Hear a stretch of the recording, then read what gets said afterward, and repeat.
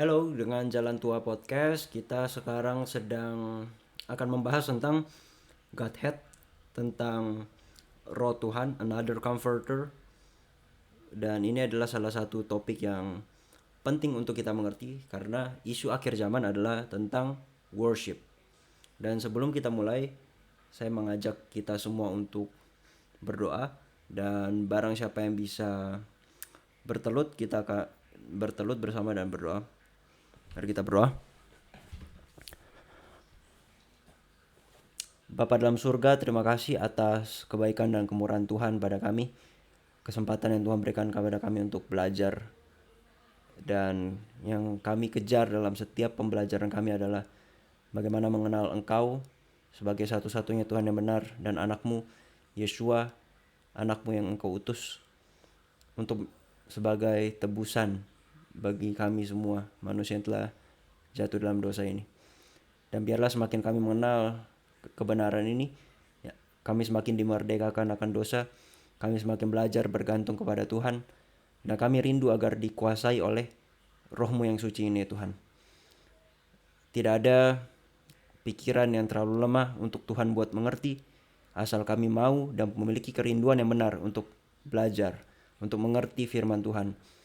Tuhan sumber segala hikmat akan membuat kami memahami dan mengerti akan firman Tuhan itu sendiri. Terima kasih Tuhan, kami berdoa dalam nama anak-Mu yang tunggal, Yesus Sang Mesias. Amin. Baik, kita akan mulai pembelajaran kita tentang Spirit of God.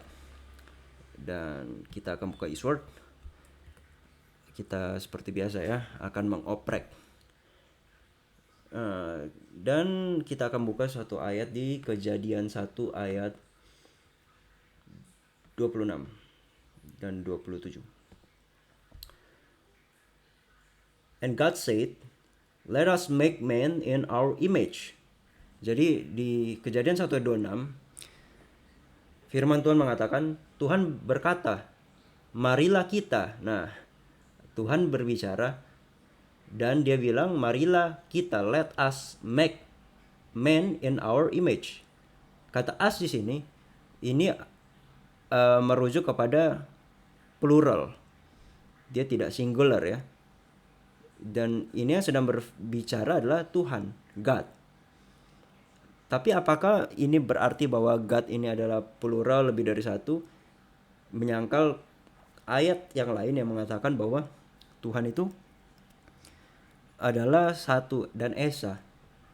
Tetapi ayat ini mengatakan God berbicara, Tuhan berbicara, Elohim berkata, marilah kita menjadikan manusia dalam rupa kita dan in our image and after our likeness.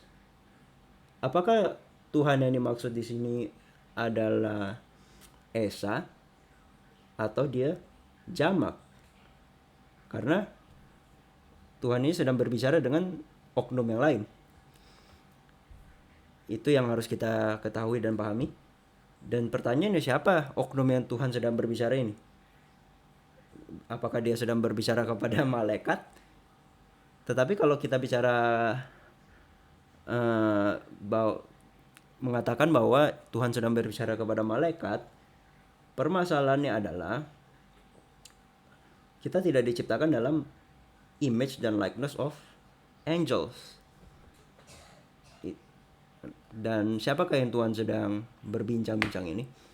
Dan tentunya kita harus ingat prinsip bahwa ketika kita belajar Alkitab, kita tidak bisa hanya menggunakan satu ayat saja, tetapi kita harus kumpulkan semua ayat-ayat yang lain, testimoni-testimoni dari ayat-ayat yang lain, kita kumpulkan, kita baca semuanya, dan kita akan menemukan konklusi dari testimoni masing-masing ini, yang ketika digabungkan itu akan memberikan satu kesimpulan. Oke. Dan di dalam Ulangan 6 ayat 4 dikatakan, Shema Israel, Yahweh Elohimmu, Yahweh Echad. Yahweh Elohim kita, Yahweh itu Esa, satu.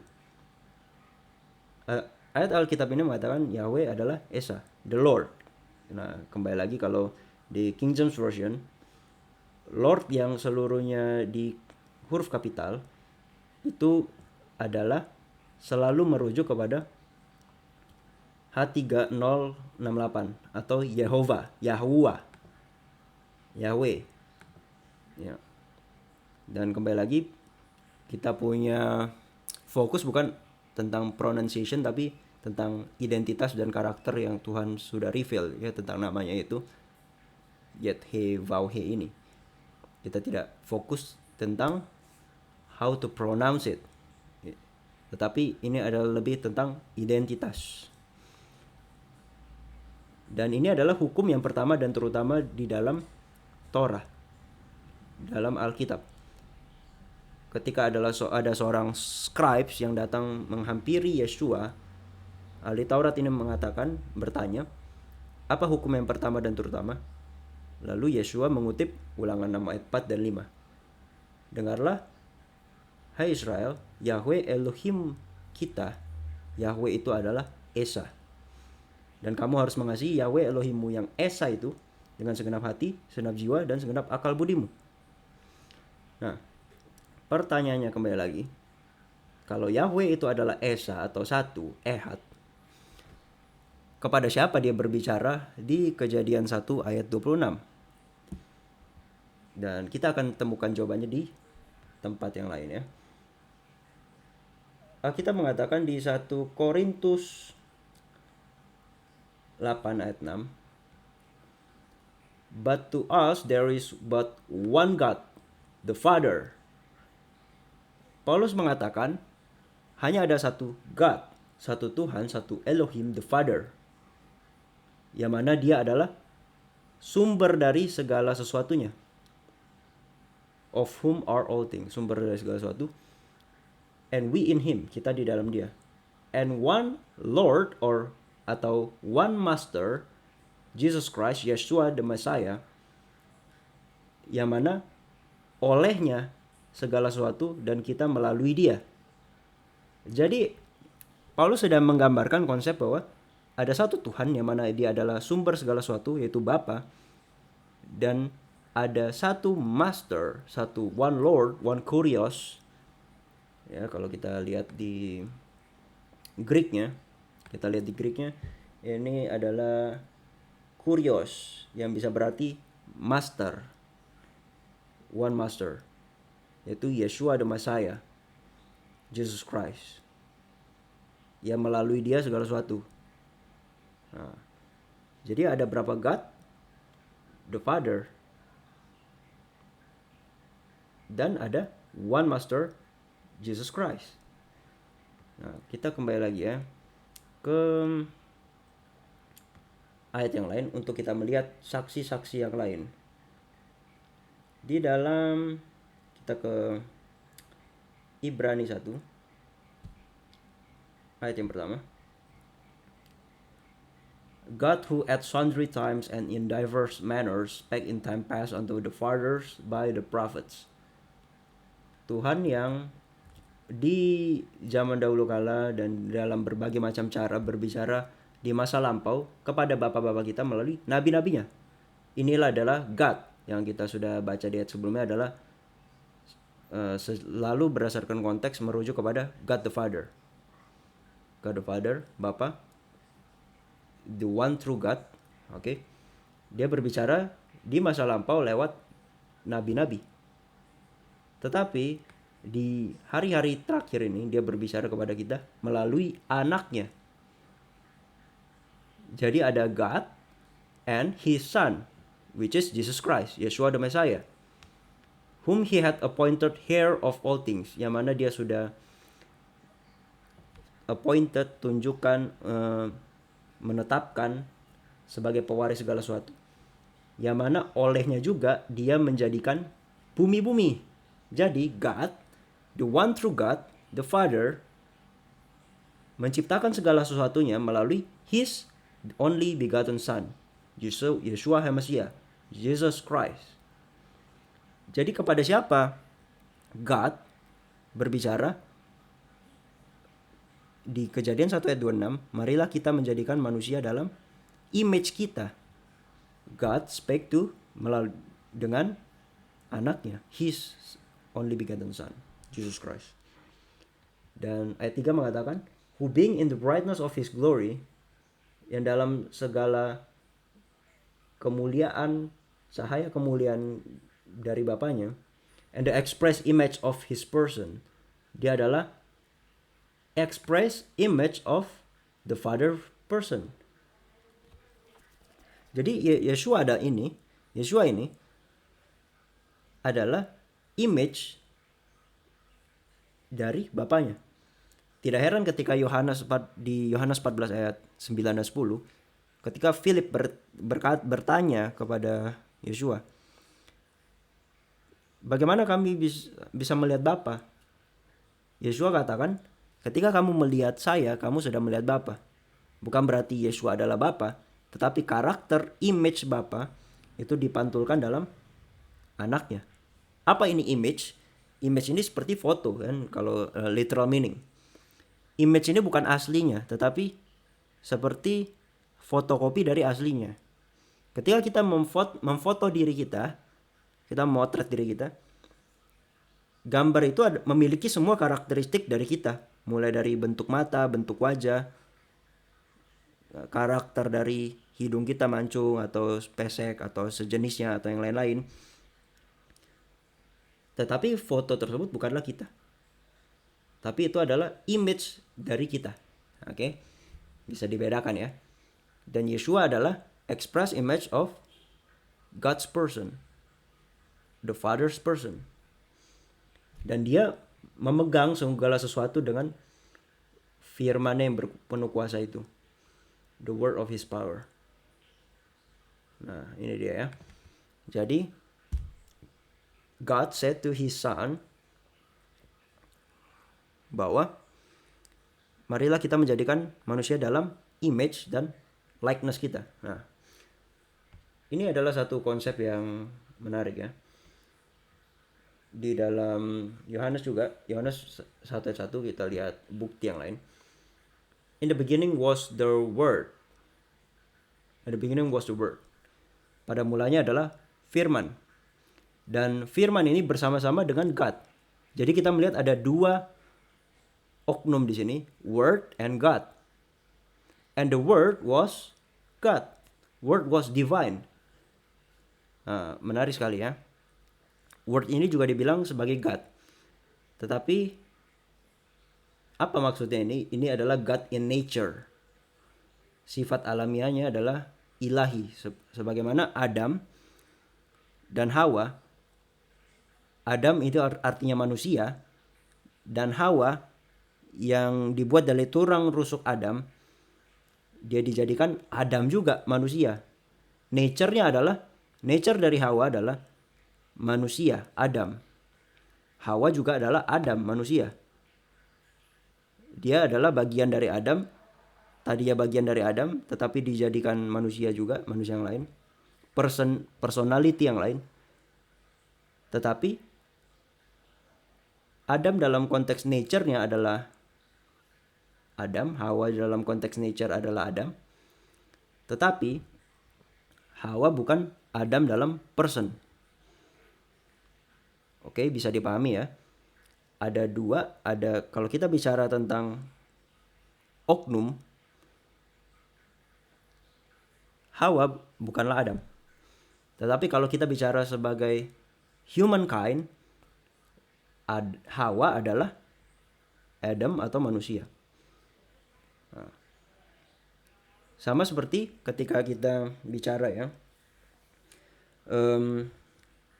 manusia memperanakan, ketika manusia memiliki anaknya itu walaupun dia masih bayi adalah manusia, Adam.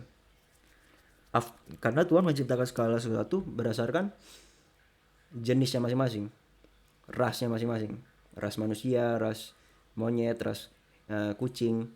Ketika kucing melahirkan kucing anaknya, maka dia juga adalah kucing juga. Dan Yohanes 1 ayat 1 sedang menggambarkan ada dua oknum, God and His word yang juga adalah God, karena dia adalah Son of God. Kalau kita pelajari lagi.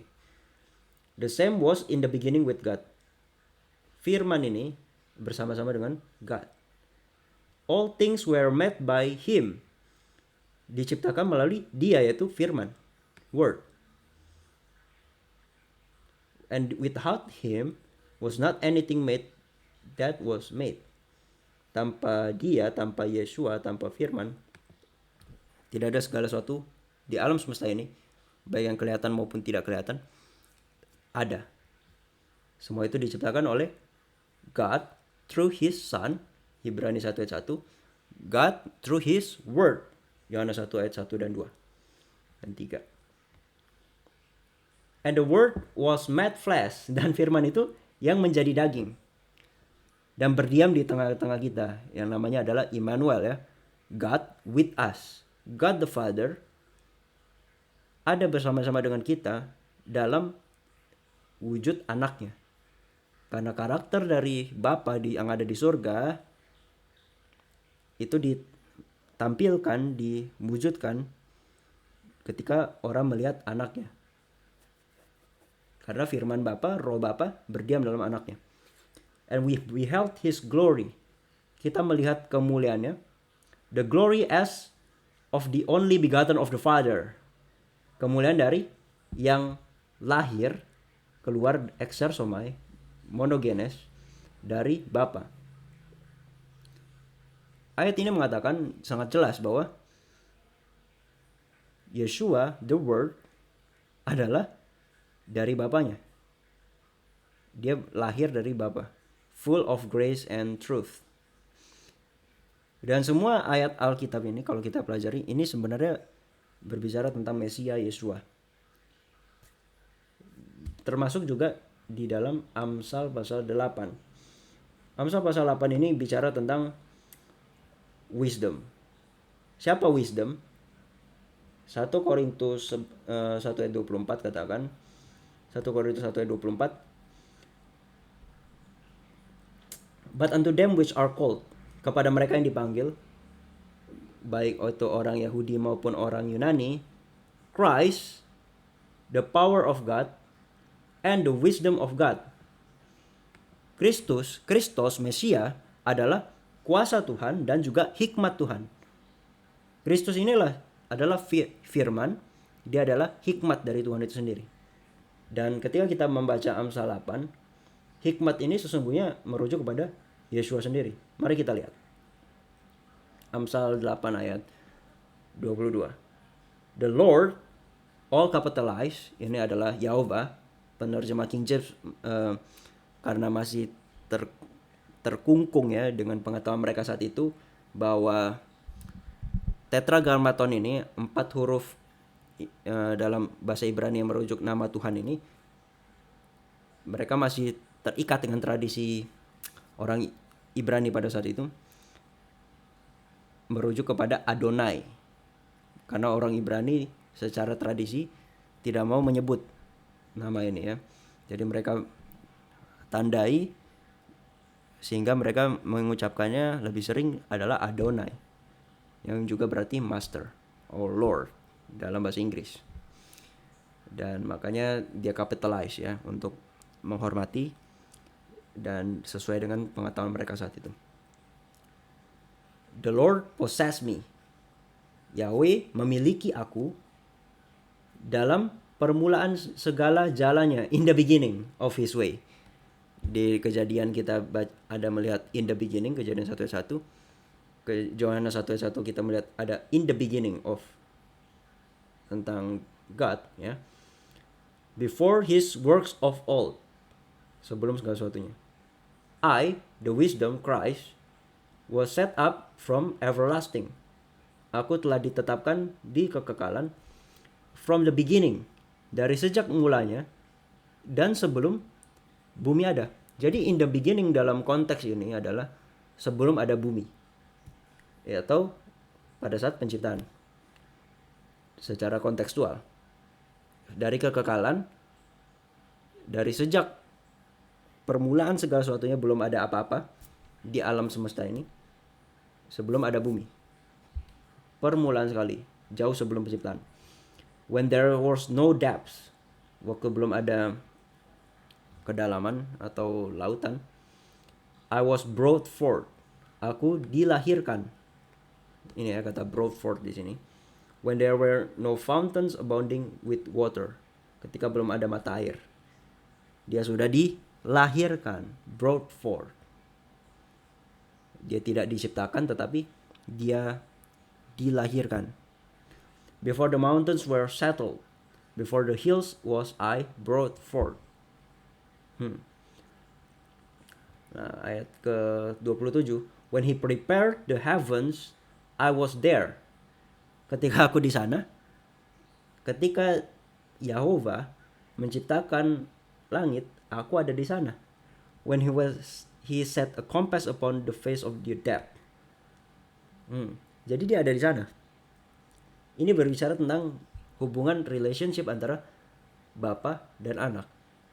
Jadi ada dua oknum yang ada di alam semesta ini yang merupakan ilahi. The only true God, dan satu Tuhan ini memiliki satu anak, yaitu Yeshua, firman-Nya, express image of his person, yang adalah image dari pribadinya ya, yang ilahi itu. There is only one God, the Father, and this one God memiliki satu anak, yaitu Yeshua the Messiah, the Word, yang by nature dia inherit, dia diwariskan segala sesuatu dari bapaknya ya, dari bapaknya. Keilahiannya, otoritas, semua diberikan dari bapa kepada anak. So, kesimpulannya, ada berapa Tuhan? Ada satu Tuhan, yaitu the Father, Bapa. Dan satu Tuhan ini memiliki firman yang keluar daripada dia. Dia adalah the Word. Dia adalah the only begotten Son of God. God and His Son. God and His Son. Siapa yang kita sembah? The Father. The Father sebagai the only true God. So bagaimana dengan Yeshua? Kita sembah, apakah kita menyembah dia juga? Ya, karena Bapa sendiri telah meninggikan dia untuk bisa disembah juga. Karena otoritas dari Bapa diberikan kepada anak. Di dalam Wahyu pasal 5 kalau kita baca, mereka semua worship kepada siapa?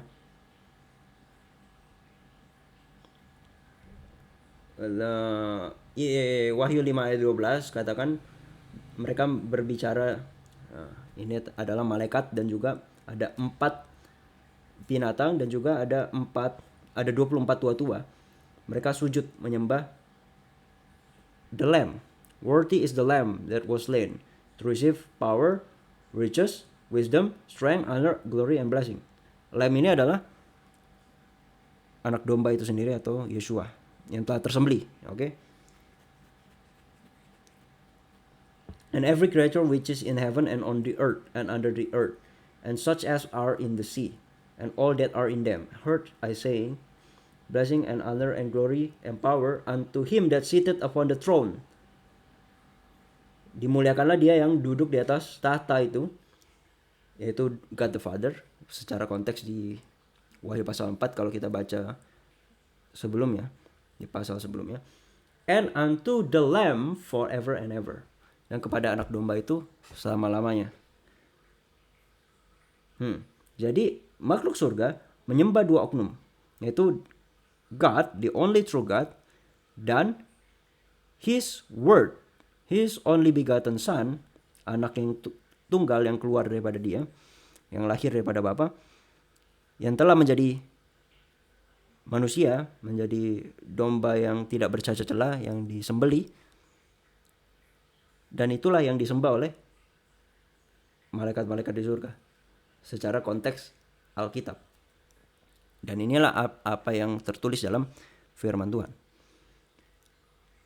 So, kesimpulan kita adalah Kejadian 1:26, kita diciptakan oleh image siapa? Image dari Bapa dan Anak. Dan hidup yang kekal itu, kembali lagi kita ingatkan Yohanes 17 ayat yang ketiga. And this is life eternal, that they might know thee, the only true God, and Jesus Christ whom thou hast sent. Ini adalah doa dari Yeshua sendiri ya, di dalam Yohanes 17 ayat 3 ini. Dan dia tentunya sedang berdoa kepada Bapanya. Yeshua mengajarkan bahwa kita harus berdoa kepada Bapa kita yang di sorga. Nah, Bapa kita di sorga. Yeshua pada saat itu di bumi. Dan dia berdoa kepada Bapanya, the only true God. Dia merujuk Bapanya sebagai satu-satunya Tuhan yang benar. Dan dia mengatakan hidup yang kekal itu adalah mengenal Engkau ya Bapa sebagai satu-satunya Tuhan yang benar, dan anak Yeshua the Messiah is Jesus Christ, anaknya yang dia utus. Dan inilah hidup yang kekal. Lalu ayat yang sangat favorit bagi orang Kristen, ayat utama dari seluruh rencana keselamatan. For God so loved the world. Karena begitu besar kasih Tuhan, kasih Bapa kepada dunia ini, maka dia memberikan His only begotten Son, His Word, yang tadinya in the form of God, yang tadinya memiliki keilahian yang sama dengan dia. Tidak ada seluruh di alam semesta yang seperti anaknya. Hanya dia satu-satunya, anak Bapa, yang memiliki karakter yang sama dengan Bapanya, yang memiliki fisik dan juga nature yang sama. Tidak ada di alam semesta. Sama seperti di waktu penciptaan manusia, tidak ada yang memiliki nature yang sama seperti Adam selain daripada Hawa. Monyet nggak memiliki nature seperti Adam, macan tidak memiliki nature seperti Adam, domba tidak memiliki nature seperti Adam. Hanya ada Adam dan Hawa sebagai manusia. Begitu juga di alam semesta, ketika kita melihat konsep yang memiliki nature keilahian, divinity, nature of God, adalah God Himself, the Father, and His only begotten Son, Jesus Christ. Dan satu-satunya Tuhan ini, yaitu the Father, memberikan anak yang tunggal. Sehingga ketika kita percaya kepada anak yang tunggal ini, kita tidak binasa melainkan memperoleh hidup yang kekal. Bapa telah memberikan yang sangat disayanginya oleh Dia, yang lahir daripadanya sendiri, yaitu firman-Nya, anaknya. Untuk kita manusia yang mungkin tidak mempedulikan. Mungkin kita tidak mempedulikan. Tapi Dia tetap memberikan. Dan adalah pilihan kita mau menerima karunia yang sudah diberikan kepada kita itu, atau kita menolaknya. Dan sekali lagi 1 Timotius 2 ayat 5 katakan, for there is one God. Hanya ada satu Tuhan. Siapa? The Father. And one mediator between God and man. Satu perantara antara satu Tuhan tersebut dan manusia. Siapa perantaranya? The man, Christ Yeshua.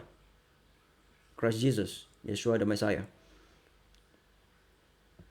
Satu Tuhan. Dan ada satu perantara antara manusia dan Tuhan. Tidak ada perantara lain. Tidak ada jalan lain. Yeshua mengatakan, akulah satu-satunya jalan, kebenaran, dan hidup. Tidak ada seorang pun bisa sampai kepada Bapa tanpa melalui Yeshua. Dan Dia adalah satu-satunya perantara itu, yang mana kita bisa terhubung. Apa konsep keselamatan dari semua ini? Penciptaan. Bapa menciptakan segala sesuatu melalui anaknya. Dia adalah mediator dalam penciptaan. Begitu juga dalam penebusan. Tanpa Yeshua, kita tidak bisa kembali kepada Bapa. dalam penciptaan dan dalam penebusan, semuanya adalah melalui Yeshua. Oleh sebab itu dia layak untuk kita worship.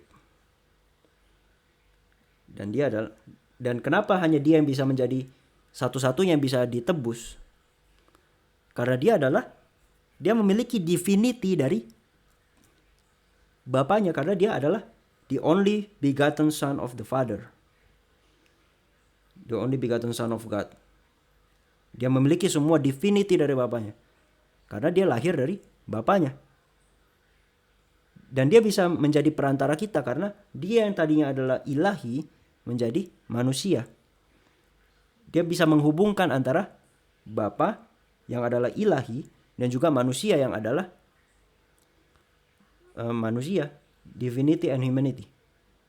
Dia bisa buat jembatan itu. Dan dia adalah yang dilihat dalam mimpi Yakub. Mimpi Yakub. Ketika Yakub sedang bermimpi, dia dalam pelarian, dia dalam pengembaraan, dia tidur di atas batu, yang mana batu karang itu sendiri adalah Kristus, Yeshua.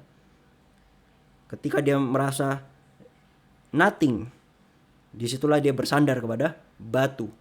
Dan disitulah dia melihat mimpi penglihatan itu, bahwa Yeshua yang disimbolkan oleh tangga itu, yang ujungnya sampai ke bumi dan ujung satu lagi sampai ke tahta Bapa di surga.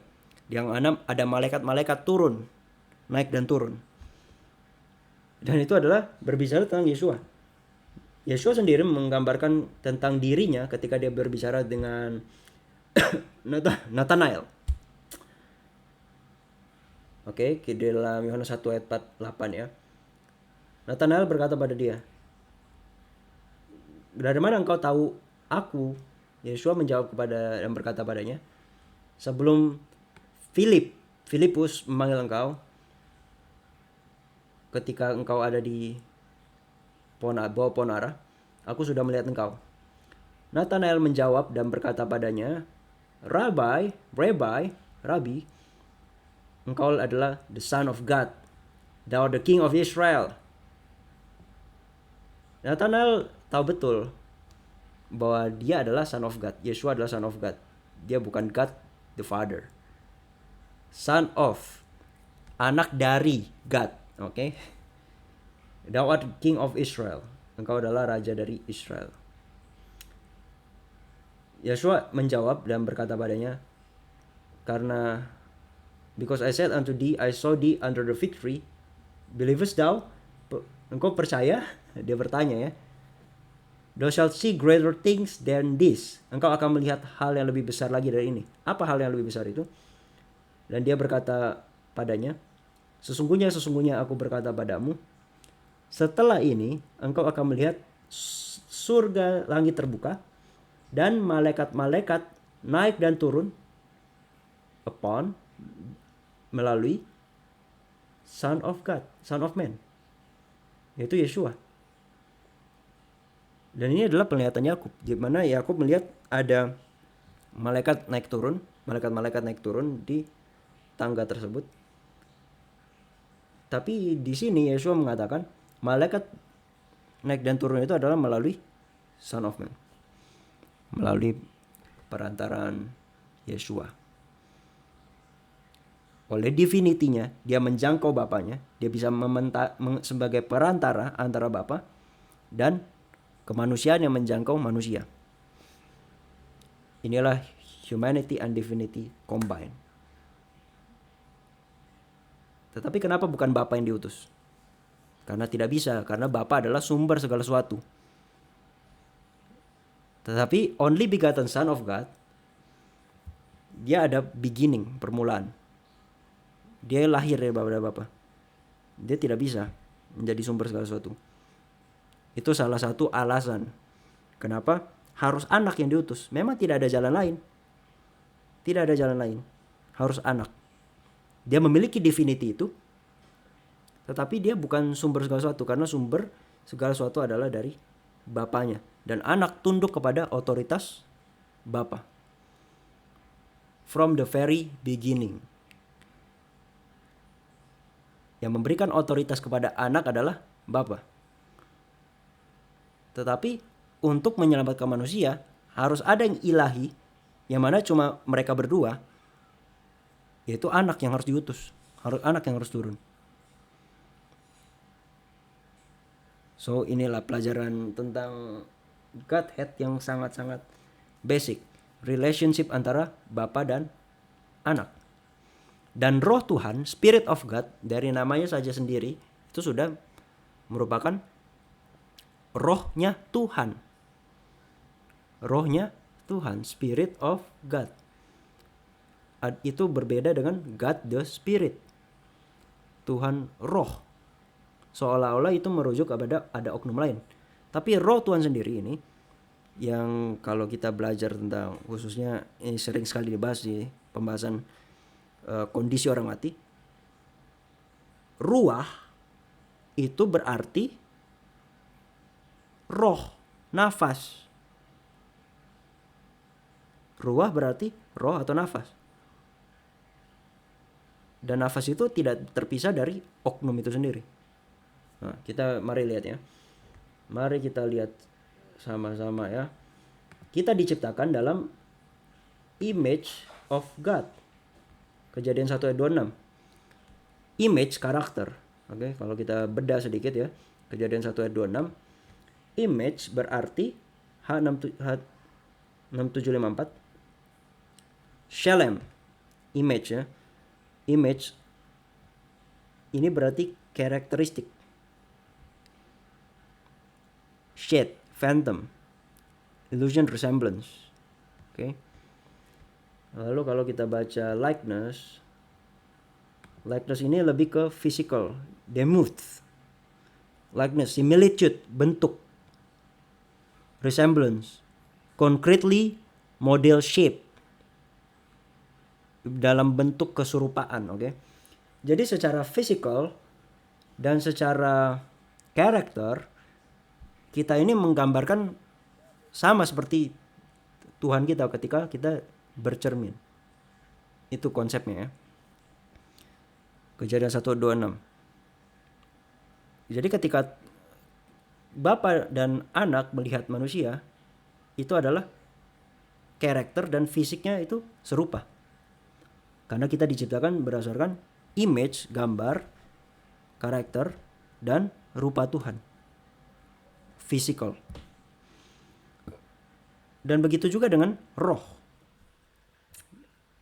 Di dalam 1 Korintus 2 ayat 11, Paulus dengan dikuasai oleh roh Tuhan itu sendiri ya, menjelaskan tentang roh Tuhan dan roh manusia.